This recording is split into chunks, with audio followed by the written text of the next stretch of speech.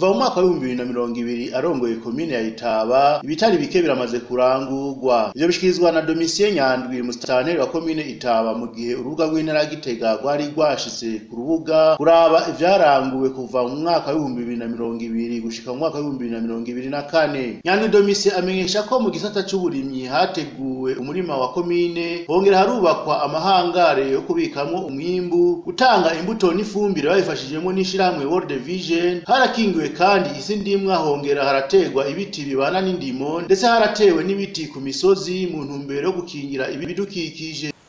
Hatwodondagura nko gutunganya neza umurima w'akarorero wa komine Itaba nk'uko twabihimirijwe na nyen'icyubahiro umukuru w'igihugu cacu, kubaka amahangare twimburiramwo imyimbu tuba turose, mbere y'amahangare agaheza akanafasha abenegihugu baba bayegereye kugira ngo bashobore kuronka aho babika umwimbu. Si n'ivyo gusa, amahangare aca adufasha muri kino gikorwa leta yihaye co kwegeranya umwimbu w'abenegihugu, cane cane umwimbu w'ibigori. Ica adufasha kwegeranya uwo mwimbu w'ibigori biba vyaraguzwe na leta kugira ngo bibikwe, hanyuma abenegihugu bongere kuvyikorako mu gihe babikeneye nk'uko biriko birakorwa n'ino saha.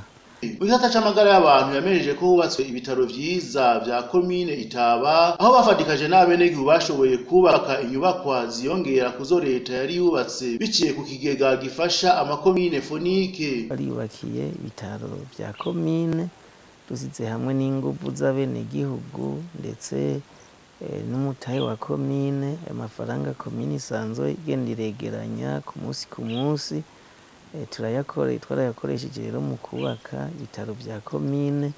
Uno munsi komine Itaba irirata ibitaro vyiza kandi n'abenegihugu barabinezererewe. Mu gisata c'ubworozi musitanteri wa komine Itaba naho nyene yamenyesheje ko bashoboye kugira ubworozi uhereye kuri komine kugira ngo baronke umwavu wo gutabira imirima, aho ndetse n'abenegihugu bahimirijwe korora ibitungwa bitandukanye. Uretse ivyo n'ibindi vyinshi vyarakozwe nko mu gisata c'inkino, gusanura ibiraro n'imigende y'amazi eka n'ibindi. Mu kongereza umwimbu mu gisata c'ubutunzi harubatswe amasoko atandukanye kugira ngo abenegihugu boroherwe n'ikiga ca komine kibomboke biciye mu gutoza amatagisi ku masoko mashasha yubatswe. Muri ubu buryo nyene turonka twaragerageje dufatikanije n'abenegihugu kwiyubakira amasoko atandukanye, amasoko ya kijambere. Twovuga nk'isoko rya Gihamagara nkuko muryibonera aho riri, turavuga isoko rya Kivoga, turavuga isoko rya Buhoro, turavuga isoko riri ku mutumba wa Kanyonga aho bita ku Muvyibusha.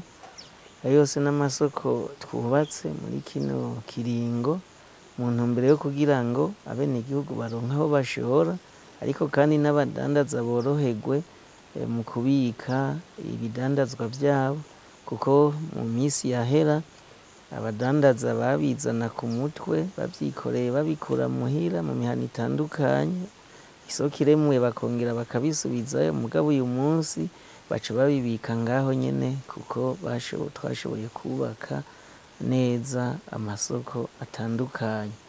N'abenegihugu rero baca baronka aho bashorera ibintu, mbere twovuga nk'iri soko rya Gihamagara ryo ni isoko riteye imbere kandi ribeshejeho mbere abenegihugu batari bake, kuko abaharemera n'abava mu mihingo itandukanye n'abahasumira n'abava mu mihingo itandukanye. Mbere twabamenyesha yuko n'igisagara ca Gitega ca Bujumbura ahanini kibeshejweho n'ibiva muri ino soko ya Gihamagara.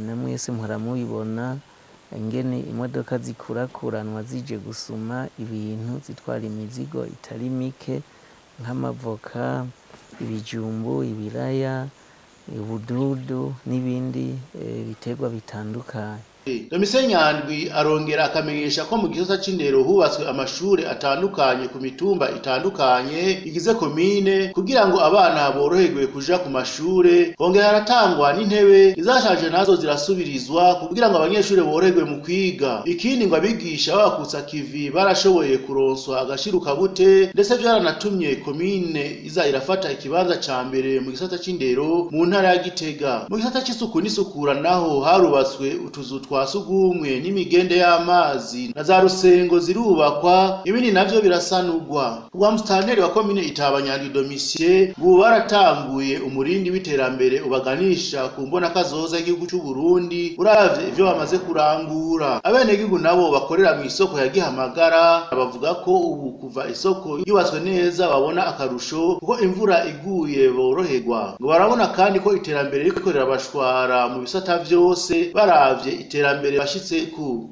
batarubaka umva nyene ntihasa neza, haradandaza ariko imvura iguye twaca twanura tukagenda. Ni ukuvuga bimwe twarabishira hafi isoko nko ngaha atarubakwa, ibindi navyo tukabijana nyene ku yandi mazu kugira ngo babitugamishirize ntibinyagirwe. Mugabo ubu tuca tubishira urumva biba biri ngaho nyene ntibinyagirwa, natwe ntitunyagirwa canke n'abakiriya ugasanga nyene baridegembya. Bimwe vyadandarizwa hasi ariko ubu ushobora kubishira indani mu mabotike, kandi urumva ubu ntitunyagirwa iyo turiko turadandaza.